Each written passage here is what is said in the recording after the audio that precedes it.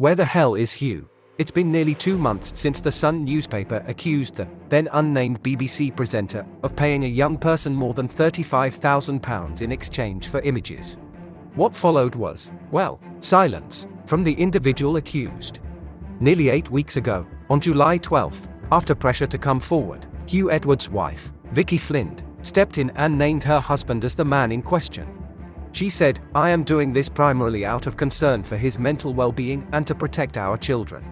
Hugh is suffering from serious mental health issues. As is well documented, he has been treated for severe depression in recent years. The events of the last few days have greatly worsened matters. He has suffered another serious episode and is now receiving inpatient hospital care where he'll stay for the foreseeable future. Once well enough to do so, he intends to respond to the stories that have been published." Following her statement, rumors were rife that Huw Edwards, who has previously spoken about his 20-year battle with his mental health that left him bedridden at times, was being treated at the Priory, which provides specialist treatment for mental health conditions and addictions, and has been host to many celebrities over the years, from Ant McPartlin and Michael Barrymore, to Susan Boyle and the late Sinead O'Connor, to name but a few. Perhaps best known for its treatment of addiction, the Priory state that they currently treat more than 70 different conditions through a nationwide network of 290 facilities, and that their services include private healthcare, mental health services including treatment for depression, anxiety, stress, obsessive-compulsive disorder, OCD, and post-traumatic stress disorder, PTSD.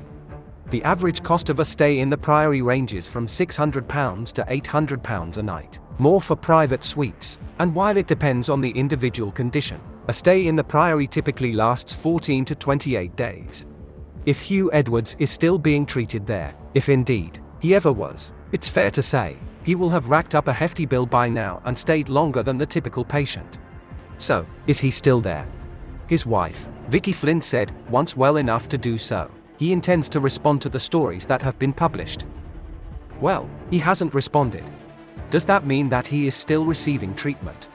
There are really only two options: either he is currently too ill and still in hospital, or he is holed up somewhere with the curtains drawn, pretending to be somewhere else. Which is it? With a story as big as this, one would imagine the press and freelance photographers have been camped outside the Priory and outside his home for weeks. He can't have stepped a foot in the open air, because as we know, those long lens cameras could easily catch him out. Disgraced former ITV This Morning presenter, Phillip Schofield, who has also complained of mental health difficulties, has been papped visiting the supermarket for groceries, as so many people have to, during their own struggles on a regular basis. Many simply do not have the money to attend private hospitals, having to rely instead on a shockingly poor system of long waiting lists to seek treatment, and are practically left to their own devices. So, if Huw Edwards has not been seen by a single member of the public, not been seen by another patient who has since left hospital, not been seen buying groceries, nor even taking exercise in the park, which he once said is good for the soul, then where the hell is he? It's like he has fallen off the face of the earth. Is he even in the country? Is it possible that he could have navigated an airport without being seen? Doubtful. Unless he has friends with private jets. Could he be at a hotel, or at home recuperating in bed, with Vicky Flind running back and two with bits and bobs from the supermarket? The mind truly boggles. John Sopel, who left the BBC last year and is a former colleague of Edwards, told GMB's Ben Shepherd and Kate Garraway how he had been in touch with Edwards before he went to hospital. He told them he was very angry. He said, "I think he felt very let down by what happened in The Sun, furious with their coverage, not overly impressed with the BBC's coverage either. I'm sure anyone who knows him is just wishing him well." Mr. Sopel said he has known Mr. Edwards for over 3 decades, since the pair were young political correspondents competing against each other to get up the ladder at the BBC. Sopel went on to describe his former colleague as incredibly funny, with an acid wit, but added he can be a complicated person to deal with. Pressed on what he meant by that, Mr. Sopel said, "If you're entering Hugh's orbit, he's very defensive of his own territory, so I wouldn't say we're close friends, but I thought that some of the coverage about what has happened about someone's private life, which is complicated, and possibly a bit messy, and that some might find distasteful, I don't see what it's got to do with anyone else." Mr. Sopel also said coverage of the allegations got ugly, adding, "I think it became a feeding frenzy." I think it was a competition to see who could go further the fastest. Asked what he thinks the situation means for Edwards professionally, he said, "I think if, at the end of this, what you are left with is someone who had some personal struggles about who he was, what he was, how he lived his life, and he made some ill-considered judgments along the way, I think it would be such a shame. If such a talented and gifted broadcaster and the way he navigates state occasions and the big events and reads the news with such authority, if that is lost, I think that will be a great loss." He added, "I hope he gets better. And I hope that some way, somehow, he's back, providing nothing else comes out that we don't know about. But if things are as they are, I hope he makes a return. Correct us if we're wrong, but it sounds to us like Huw Edwards had a lot to say in the days before he disappeared to hospital. Just not in public." Oddly, there have been several references to Huw Edwards' alleged anger in the media.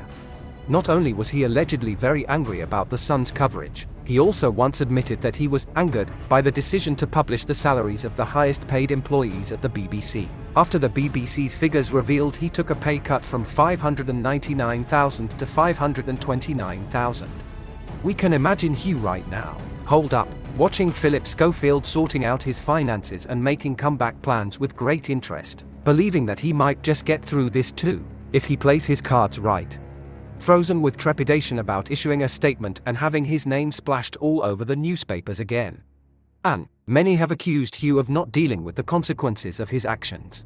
One Twitter user said, "What an absolute coward Huw Edwards is, hiding in the luxury of his £1,500 a night Priory suite, whilst his wife Vicky Flind and best friend John Sopel play deflection cards to the media." And another said, "Huw Edwards has well-documented struggles with his mental health going back for years. Be kind." Meanwhile, the media has also been keeping its head down when it comes to information about Huw Edwards. There have been a few tidbits here and there, mainly about the BBC's handling of the scandal, or should we say, lack of it. BBC bosses allegedly took over 4 weeks to respond to a whistleblower with a new complaint amid their internal, fact-finding investigation into Huw Edwards. The former employee contacted the BBC on July 13 after Edwards was named publicly as the star being investigated following allegations by The Sun.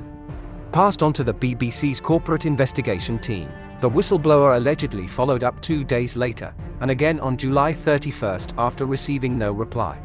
In their communications, they are said to have informed the BBC they had information to help the investigation and information about another employee. The BBC only replied to the former employee on August 10, a day after The Sun took the story to the broadcaster's press office, according to The Sun.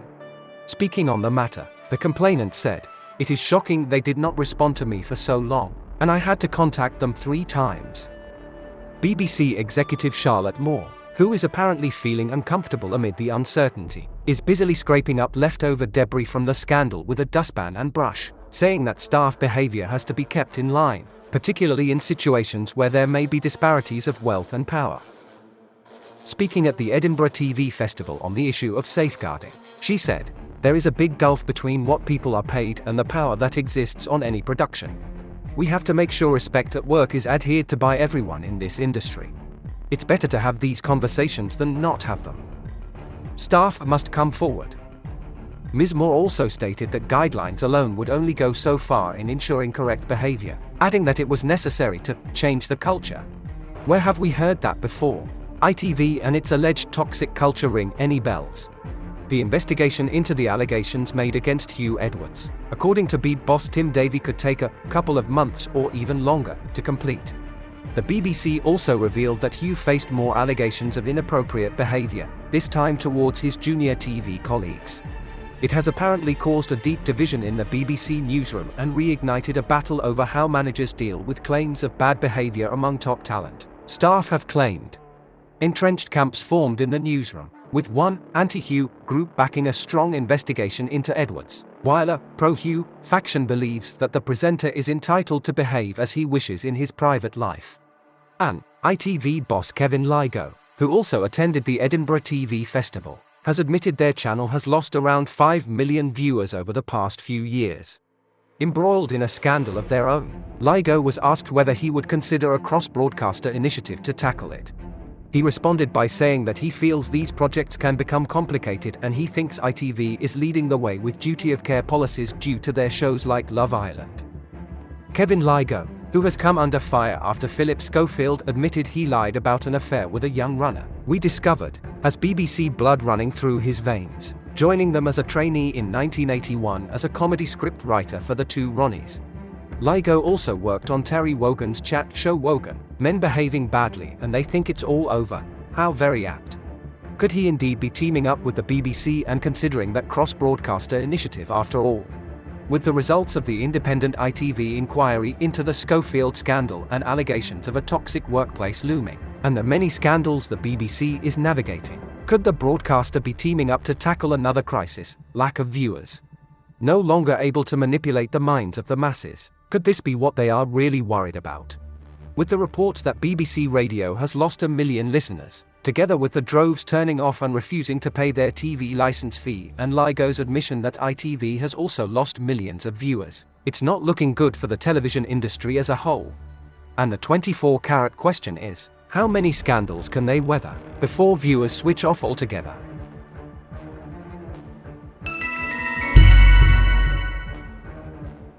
Please like and subscribe for more journeys through the Blinkerhole. For entertainment purposes only. Keep up to date with our latest investigations and hit the join button. If you like what we do, send us a super thanks. Official Blinkerhole merchandise is available in store.